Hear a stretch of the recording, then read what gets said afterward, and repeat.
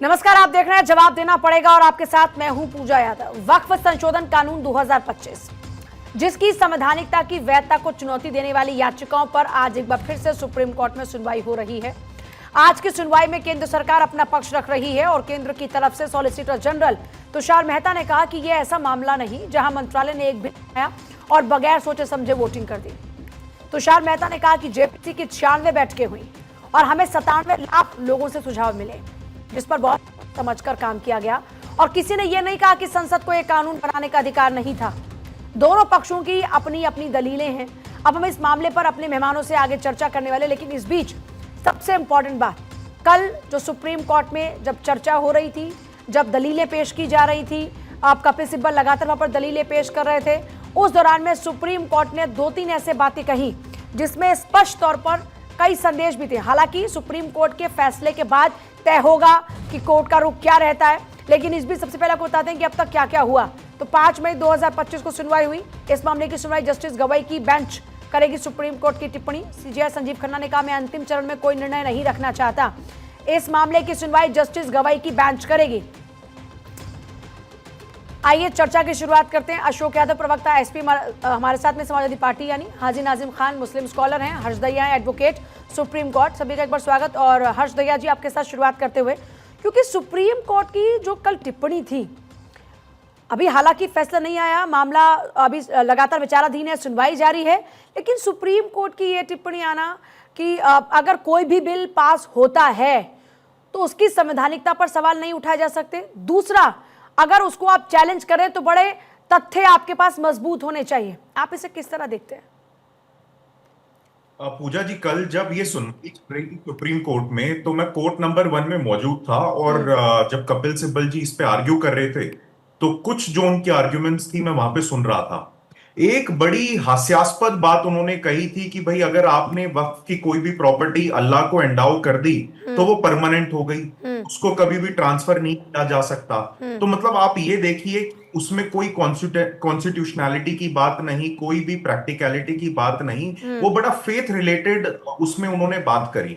अब आप इसमें ये देखिए, जो सुप्रीम कोर्ट भी कह रहे हैं, तो बहुत जल्दी होगा हम ये कहें कि सुप्रीम कोर्ट क्या फैसला देने वाला है। जो वो इंटरिम आर्ग्यूमेंट्स इसमें चल रही हैं, जो इंटरिम स्टे का ये डिमांड कर रही हैं पक्ष, कपिल सिब्बल जिनको रिप्रेजेंट कर रहे हैं, तो it would be too soon to comment on that. But कहीं ना कहीं अब मेरे को ये लगता है कि उनका पक्ष ढीला पड़ता जा रहा है, कमजोर आर्ग्यूमेंट्स हो रही हैं और प्रैक्टिकलिटी पे ना जाके फेथ की ज्यादा बात की जा रही है। जबकि जब हम कॉन्स्टिट्यूशनैलिटी को चैलेंज करते हैं या फिर किसी पर्टिकुलर सेक्शन को चैलेंज करते हैं, तो उसके प्रैक्टिकल एस्पेक्ट्स की बात होनी चाहिए, ना कि फेथ की। अगर फेथ की बात की जाए तो फिर हमें कॉन्स्टिट्यूशन को तो फिर पूरा ही डिसरिगार्ड कर दिया जाएगा कि अगर फेथ की बात होगी, फिर तो हम जो रिलीजियस टेक्स्ट हैं किसी भी धर्म के, चाहे हिंदू धर्म के हो गए, मुसलमान धर्म के हो गए, हम उस पे चलेंगे। भाई, जब आप कॉन्स्टिट्यूशनल कंट्री में रहते हैं तो आप प्रैक्टिकलिटी की बात करें, कॉन्स्टिट्यूशनैलिटी की बात करें। और मुझे कहीं ना कहीं लगता है कि जो सुप्रीम कोर्ट में आर्ग्यूमेंट्स हो रही हैं,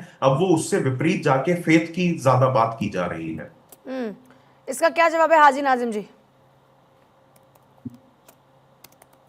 हाँ पूजा जी, देखिए जिस तरीके से सुप्रीम कोर्ट के अंदर वक्फ को लेकर सुनवाई चल रही है, तो देखिए हम लोग संवैधानिक लोग हैं। देखिए हमारी जो आस्था संविधान के अंदर है, और देखिए हाजी नाजिम खान संविधान की शपथ लेते हुए बड़े जिम्मेदारी के साथ बात ये कहता है कि जो हमारी अपने कोर्ट फैसला करती है तो उस कोर्ट के फैसले को हम स्वीकार करते हैं। लेकिन जिस तरीके से वक्फ को लेकर जिस तरीके से सीजेआई का बयान आया और कहा है कि भी यहाँ पर ठोस जो कानून बन जाते हैं उसको भी लेकर बात करी, तो देखिए सुप्रीम कोर्ट के बयान पर कोई भी टिप्पणी नहीं।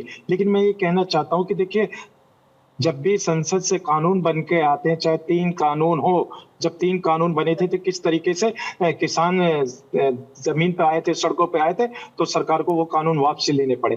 तो वही सारी बात है कि आज इस तरीके से वक्त को लेकर जिस तरीके से सुप्रीम कोर्ट के अंदर सुनवाई चल रही है, तो हम लोगों को सुप्रीम कोर्ट से बहुत उम्मीद है और इंशाल्लाह सुप्रीम कोर्ट हम लोगों को देखते हुए फैसला लेगा और हम लोगों को विश्वास है कि सुप्रीम कोर्ट की तरफ से जो भी फैसला होगा, देखिए, हालांकि इस पर बहुत बार बहस हो चुकी है हाजी नाजिम जी। खुद आप ही में कुछ लोग ये कहते हैं कि वक्फ का गलत इस्तेमाल हो रहा है। मानते हैं कि नहीं मानते?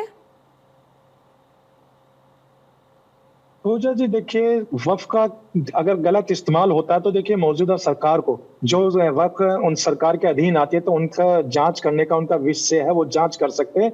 और जांच में अगर पाया जाता है कि हाँ, कि वक्फ की जमीन को गलत तरीके से इस्तेमाल करा गया, तो उन पे नहीं, केस कर आपका सकते मैं हैं। तो एक ये बात सब एक समझना चाह रही प्रोसीजर हूँ। है। हाजी नाज़िम, एक पॉइंट चलिए आपका समझ में आता है कि कोई गैर मुस्लिम उसमें नहीं होना चाहिए।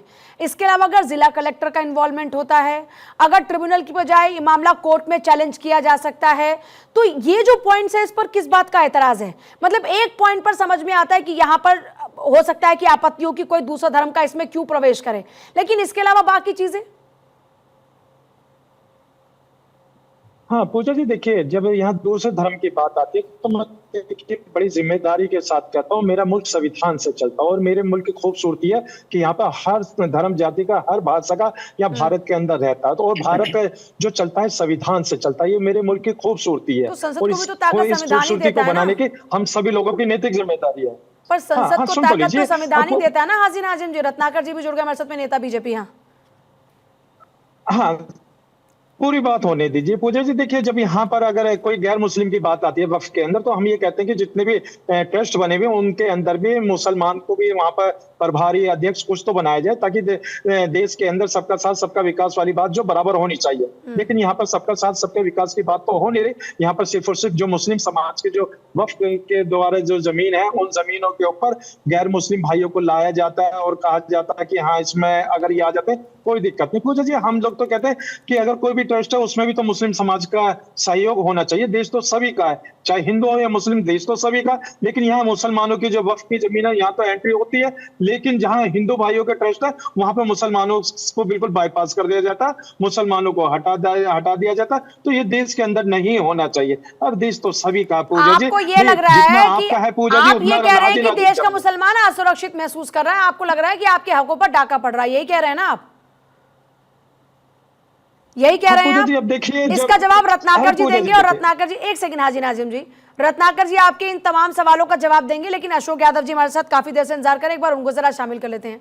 अशोक यादव जी, इससे पहले 3 पॉइंट्स पर ऑब्जेक्शन था, लेकिन उसके बाद कल इस पूरे कानून को ही, उसकी संवैधानिकता पर ही सवाल उठा दिए गए। कहीं ऐसे तो नहीं कि ये कदम गलत उठा लिया गया? देखिए पूजा जी, जब मामला चूंकि सब जुडिस है तो इस पे कोर्ट में सुनवाई भी चल रही है, बहुत सारी बातें भी कोर्ट के द्वारा पूछी जा रही हैं सरकार से, और सरकार कहीं ना कहीं बचाव की मुद्रा में दिख रही। और बचाव की मुद्रा में इसलिए दिख रही है कि मुझे लगता है कि जो इसकी पहली सुनवाई जो हुई थी, ये 16 अप्रैल 2025 को हुई थी, जिस दिन स्टे लगा था इस वक्फ बोर्ड अमेंडमेंट एक्ट पर। और एक कोर्ट ने जब स्टे लगाया था तो उसने 3 बातें कही थी कि आप जो है वक्त, लेकिन उसमें सरकार ने खुद कहा कि हम इस पर आगे नहीं बढ़ रहे हैं, उस पर सरकार ने खुद कहा।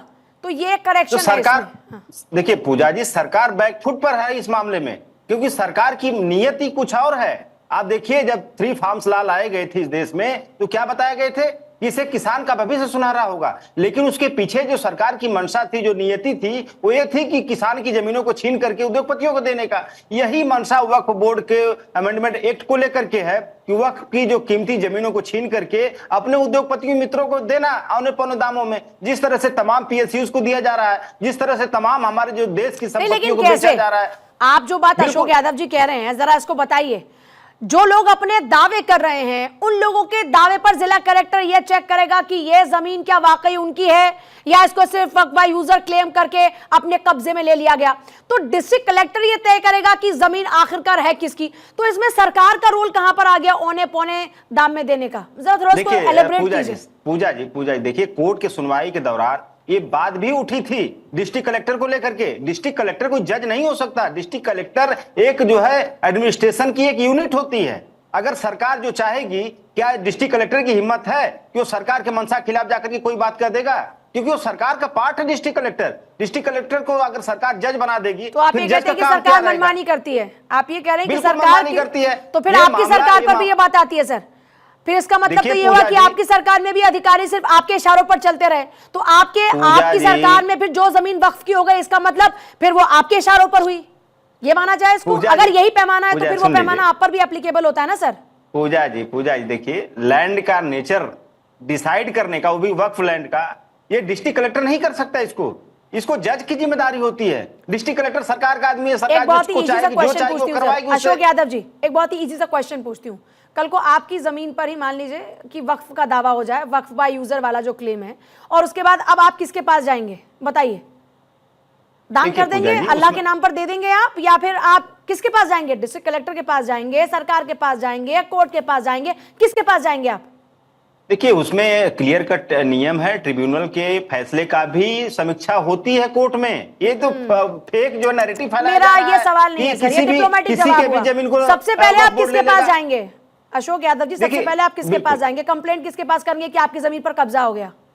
जो देखिए, जो मौजूदा कानून है उस कानून के तहत सबसे पहले ट्रिब्यूनल में जाएगा आदमी। ट्रिब्यूनल अगर उसको न्याय नहीं दे पाता है तो फिर हाई कोर्ट में जाएगा। ट्रिब्यूनल का हाई प्रोसेस कोर्ट नहीं क्या न्याय है? मिल पाएगा, सुप्रीम कोर्ट में ट्रिब्यूनल जाएगा। का प्रोसेस क्या है? ट्रिब्यूनल का प्रोसेस जो है, प्रोसेस तो अब ट्रिब्यूनल के लोग, वक्फ बोर्ड के लोग बताएंगे, यहाँ पे बैठ के वकील साहब है वो बताएं इसका जो है ट्रिब्यूनल का प्रोसेस क्या है। लेकिन अगर हमारी तो जमीन का किसी की जमीन को अगर बिल्कुल तय करेगा, अगर सुन लीजिए एक सेकंड हर्ष दहिया जी, क्या ट्रिब्यूनल कोई इस तरह से कोई एक संवैधानिक स्ट्रक्चर है क्या?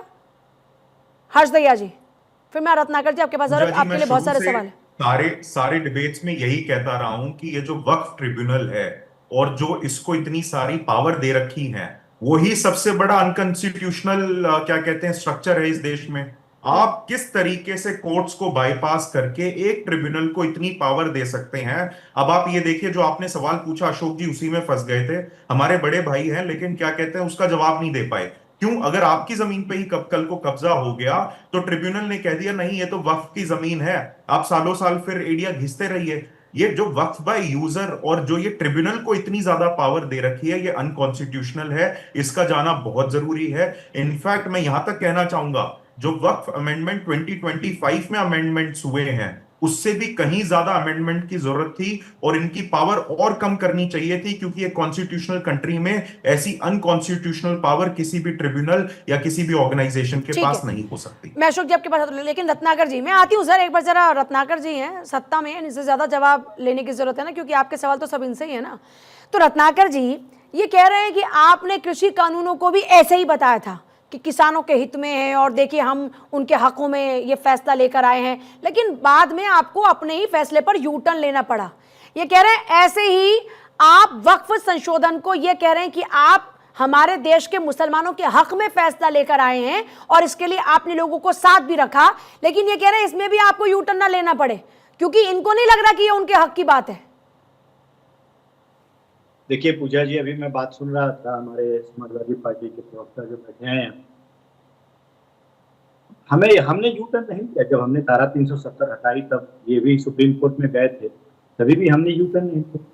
सीए जब हटाया तभी भी ये सुप्रीम कोर्ट में गए थे, तभी भी हमने यू टर्न नहीं, और तभी 3 तलाक के बाद भी हमने यू टर्न नहीं लिया। ये तीनों जो कानून जो बनाए गए उसमें संशोधन जो किया गया, उसके बाद भी ये सुप्रीम कोर्ट में गए थे, और सुप्रीम कोर्ट में जाने के बाद इनको मुंह की खानी पड़ी। और आज भी देखिएगा वक्त संशोधन बिल में भी इनको मुंह की खानी पड़ेगी, क्योंकि मैं स्पष्ट तौर से बता देना चाहता हूं, सीजीआई जो BR गवई जी हैं, उन्होंने अपने पिछले सुनवाई में क्या कहा था? उन्होंने पिछले सुनवाई में कहा था कि जब तक संविधान के उल्लंघन का मामला स्पष्ट ना हो, अदालतें हस्तक्षेप नहीं कर सकती हैं। और देखिए, हमारे संविधान के अनुच्छेद 13 में भी लिखा गया है कि अगर कोई सरकार अगर कोई कानून बनाती है और उस कानून को चैलेंज किया जाता है सुप्रीम कोर्ट में, तो सुप्रीम कोर्ट ये देखेगी कि उसमें मौलिक अधिकारों का हनन होता है क्या किसी के, कहां पे इसमें मौलिक अधिकारों का हनन होता है। ये तो हक देने की बात हम करते हैं, जो गरीब मजलूम बेवा जो अनाथ है उनको हक देने की बात करते हैं, जमीनों को लैंड माफिया से छुड़ाने की बात करते हैं, किसी के मौलिक अधिकार का हनन की बात हम कहां पे करते हैं? जो ये गलत अफवाह फैलाने का जो है काम कर रहे हैं। और ये बात कह रहे थे अभी कलेक्टर की, मैं आपको बता दूं पूजा जी, ये रेवेन्यू रिपोर्ट जो होते हैं ना, जो रजिस्ट्रेशन के रेवेन्यू रिपोर्ट, जो प्रॉपर्टी कार्ड्स, वो सारे कलेक्ट्रेट के ऑफिस में होते हैं, कलेक्ट्रेट के पास होते हैं। वो बता सकता है कि किसकी प्रॉपर्टी है और किसका अवैध कब्जा है। तो निश्चित रूप से ये अगर अधिकार दिया गया है कलेक्टर को, तो क्या गलत किया गया है? और मैं आ जाना चाहता हूँ, ये कह रहे कलेक्टर तो आपके इशारे पर चलते हैं ना, ये कह रहे कि कलेक्टर आपके इशारे पर चलते हैं, आप जिसको चाहे वैध, जिसको चाहे वैध घोषित करा सकते हैं। इनके डाउट आपके ऊपर हैं, या आपकी नीयत पर शक करते हैं। असल में इसीलिए इनको सारी गड़बड़ नजर आ रही है संशोधनों के देखिए, अंदर। वोट की राजनीति, ध्रुवीकरण की राजनीति समाजवादी पार्टी को करना है, क्योंकि विशेष समुदाय का वोट हासिल करने के लिए ये विरोध करेंगे।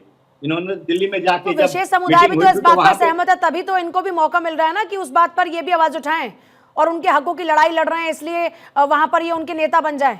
तो इसका मतलब एक जिन विशेष समुदाय के लोगों का आप जिक्र कर रहे हैं उनको ऑब्जेक्शन है ना इस बात पर। पूजा जी 97 लाख लोगों के सुझाव जो है सॉलिसिटर जनरल ने कहा है, पिछले सुनवाई में सॉलिसिटर जनरल ने कहा कि ये 97 लाख जो है लोगों का सुझाव जो हासिल किया गया है, 25 वक्फ बोर्ड की रायशुमारी की गई, तब जाकर के ये संशोधन किया गया और सदन में पास किया गया। और बहुत ही मजबूती के साथ तुषार मेहता ने अपने पक्ष को रखे हैं और रख करके बताया है, और उस पर सुप्रीम कोर्ट भी कन्विंस है। जवाब देखिएगा, फैसला आने दीजिए, फैसला आने दीजिए। आम जनता खुश है, आम मुसलमान खुश है, उसका तो इंतजार करना ही पड़ेगा। हाजी नाजिम जी बोलिए। एक चीज पूछना चाहूंगा, ये जवाब दे देंगे, मेरी तरफ से प्रश्न पूछ लीजिएगा। एक चीज, आम जनता आज इस संशोधन से खुश है क्योंकि उनको लग रहा है कि वक्त की जो प्रॉपर्टीज है, जो फंड है, उनके उपयोग में आएंगे। इसके पहले ये जरा हाजी नाजिम जी या वक्त के जो मुखालफत कर रहे हैं ये लोग बता दें हमें कि कितना उपयोग जो है उस फंड का, उस जमीन का आम जो है मुसलमानों के लिए हाजी नाजिम जी है, बताइए। हाँ पूजा जी, देखिए अभी हमारे रत्नाकर भाई बड़े सम्मानित व्यक्ति हैं। देखिए बार बार ये कह रहे थे गरीब मजलूम मुसलमानों की बात ये कर रहे थे, 11 साल से ये कहाँ सोए हुए थे।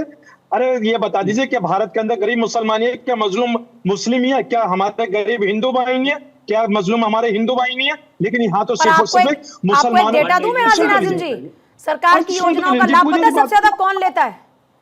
सरकार का ये आंकड़ा है कि सरकार की योजनाओं का लाभ सबसे ज्यादा मुस्लिम समुदाय के लोगों के पास है। पूजा जी, तो आप जो सवाल पूछ रहे थे कि सरकार ने क्या किया गरीब मजलूमों के लिए, तो मैं वो आंकड़ा आपको दे रही हूं कि गरीब मजलूमों के लिए काम किया जा रहा है या नहीं। हाँ पूजा जी, आगे की बात मेरी यह है कि ये जो वक्फ बोर्ड की जमीन को लेकर बात करते हैं, तो मैं ये कहना चाहता हूं इनसे, रत्नाकर भाई से, कि ये बता दीजिए कि मठ के पास कितनी जमीन है, आश्रम के पास कितनी जमीन है, उनकी भी थोड़ा जांच हो जाए। जो हमारे गरीब हिंदू भाई, जो गरीब मजलूम हमारे हिंदू भाई है, उनको भी जमीन मिल जाए, वो भी अपने पैरों पे खड़े हो जाए। लेकिन आप तो सिर्फ और सिर्फ मुस्लिम द्वारा जो अल्लाह की राह में जमीन वक्फ कर दी गई है उस पर नजर जमाए हुए हैं। तो भाई रत्नाकर जी, ऐसा तो नहीं होगा इस देश के अंदर। जब आप सबके साथ सबके विकास की बात करते हैं तो यहाँ पर एक मुस्लिम समुदाय को तो आप ऊपर ले जाने की बात कर रहे हैं, वहीं मेरा जो भारत के अंदर जो बहुसंख्यक है, मैं हिंदू भाई, उसको भाई आप जमीन के नीचे। अपनी बात जरा दोबारा से दोहराइए, आपने क्या बात कही? आपने अभी क्या बात कही, जरा दोबारा से दोहराइएगा इस बात को। हाँ, मैं ये कह रहा हूँ कि जिस तरीके से रत्नाकर भाई को मुस्लिम समाज की फिक्र है, मुस्लिम समाज को आगे ऊपर बढ़ाने के लिए उनके वक्फ के लेकर आए, तो हमारे भारत के अंदर गरीब हिंदू भाई भी है, तो उनको भाई इतना जमीन के नीचे क्यों बेच रहे हैं? उनको भी तो आप आश्रम के पास कितनी जमीन है, मठ के पास कितनी जमीन है, उनको भी दीजिए ताकि वो अपने पैरों पर खड़े हो सके। भाई आप क्या दो शब्दों का इस्तेमाल कर रहे हैं? आश्रम और मठ, आश्रम और मठ। अच्छा हाँ, कितनी जमीन है उनके पास, उसकी भी जांच होनी चाहिए ताकि हमारे गरीब हिंदू भाइयों को भी जमीन मिल सके। आश्रम और मठ, लेकिन आश्रम और मठ के लिए कोई इस तरह से क्लेम नहीं कर देता सर। मैं बस आपको ये करेक्ट कर रही, क्योंकि बहुत सारे आश्रम और मठों को मैं जानती हूँ, वहां पर ये नहीं कहते कि ये जमीन मेरी और यहाँ पर वो उनकी जमीन हो गई। जवाब दीजिएगा। पहली चीज पूजा जी आप सुन लीजिए, पहली चीज पूजा जी देखिए, ये जहां तक आश्रम और मठ की बात कर रहे हैं, हमें निश्चित रूप से वक्फ बोर्ड में भी अगर देखा जाए तो वक्फ बोर्ड में जो संशोधन हुआ उसमें ये नहीं कहा गया है कि वक्फ की जो जमीनें हैं उसको सरकार जो है हटाएगी या कब्जे में ले लेगी। जो अवैध कब्जे हैं, जो माफियाओं के अंदर में जो किया गया है, आप क्या कर रहे थे सर? उसको हटाने का क्या कर रहे थे? एक मिनट भाई साहब, एक मिनट। Haji Nazim ji one by one बात करते हैं ना, one by one. Haji Nazim ji one by one. सुनो भाई साहब, सुन लो। आंकड़ों के साथ में आंकड़ों के साथ में अपने तर्क रखूंगा ना। देखिए, कहीं पे भी आश्रम जो बना है, वो मठ बना है, कहीं ना कहीं वो संपत्तियां दान में दी हुई संपत्तियों के ऊपर बना है। हमने कब्जा कहीं आश्रम के लोगों ने नहीं किया है। हम क्या कहीं आश्रम के लोगों का कब्जा होगा तो उसके लिए रास्ता होता है ना जाने का। उसके लिए नाजिम जी, वहां पर कलेक्टर के पास जाकर आप क्लेम कर सकते हैं, आप अपना नंबर निकलवा सकते हैं, अपने डेटा आप अपने पास अपने डॉक्यूमेंट निकलवा सकते हैं और दावा कर सकते हैं कि ये मेरी जमीन है। बस ये फर्क है। मैं एक प्रश्न पूछ लेता हूं इनसे, खाली ये जवाब दे देंगे।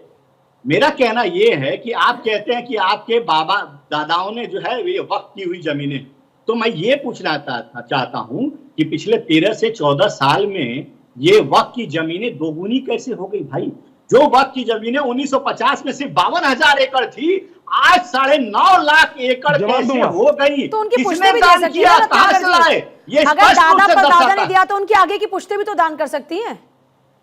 नहीं, वो तो वही तो पूछ रहे हैं मैं जवाब दूंगा। रत्नाकर भाई के सवाल पिछले का 13 साल में इंडियन आर्मी से और रेलवे से भी ज्यादा संपत्ति कैसे हो गई? ये शुद्ध रूप से दर्शाता है कि कहीं ना कहीं इन्होंने अवैध कब्जा लोगों का किया है। और उस कानून के माध्यम से जल्दी से तो कांग्रेस ने 1995 में और 2013 में असीमित शक्तियां जो कांग्रेस ने दी थी, उसके माध्यम से ये जहां पे भी झंडा गाड़ दिए वो संपत्ति इनकी हो गई। उसी के माध्यम से ये पिछले 13 से 14 साल में ठीक है, जवाब जल्दी से हाजिर।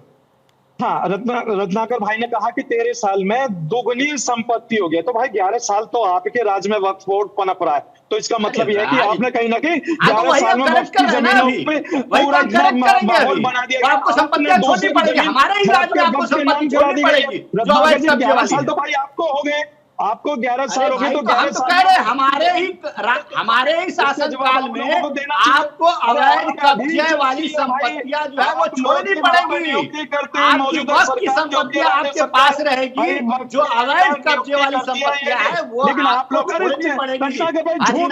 वो अवैध वन बाय वन। अरे नाजिम साहब, हाजी नाजिम साहब, बहुत सिंपल क्वेश्चन पूछती हूँ। हाजी नाजिम साहब, बहुत एक सिंपल क्वेश्चन पूछती हूँ। अगर आपने चलो आश्रम और मठ की बात की, आश्रम मठ छोड़िए, मैं कह रही हूँ आश्रम और मठ के पास भी अगर अवैध कब्जे की जमीन है तो उससे छुड़वाना चाहिए। चाहे कोई भी अगर आम जनता की जमीन को हड़पे तो उसे छुड़वाना चाहिए। कोई अगर भू माफिया कब्जा करे तो छुड़वाना चाहिए। लेकिन वक्फ के पास अगर इस तरह से अवैध रूप से कब्जा की गई जमीनें हैं तो वो भी छूटनी चाहिए कि नहीं छूटनी चाहिए? पूजा जी, कहाँ है वक्फ बोर्ड के पास अवैध जमीन? वाह हाजिर नाजिम साहब, बहुत बढ़िया, कहीं मिले, बहुत बढ़िया। पूरा डेटा है कि सेना और रेलवे से ज्यादा जमीनें यहाँ वक्फ के पास हो जा रही हैं। और आप कह रहे कहाँ है, कितनी % आबादी है आपकी? सर देखिए, एक घोटाला एक सेकंड रत्नाकर जी, कितनी % आबादी है सर? हाजी नाजिम साहब, कितनी % आबादी है आपकी भारत के अंदर? हाँ पूजा जी, देखिए हम लोगों की परसेंटेज जितनी भी हो, अरे सर एक सेकंड, भारत की सरकार तो फिर आप लोग सड़कों पर रह रहे हैं क्या सर? आपके पास घर भी है, जमीन भी है, वक्फ के लिए भी जमीन आपने दे दी।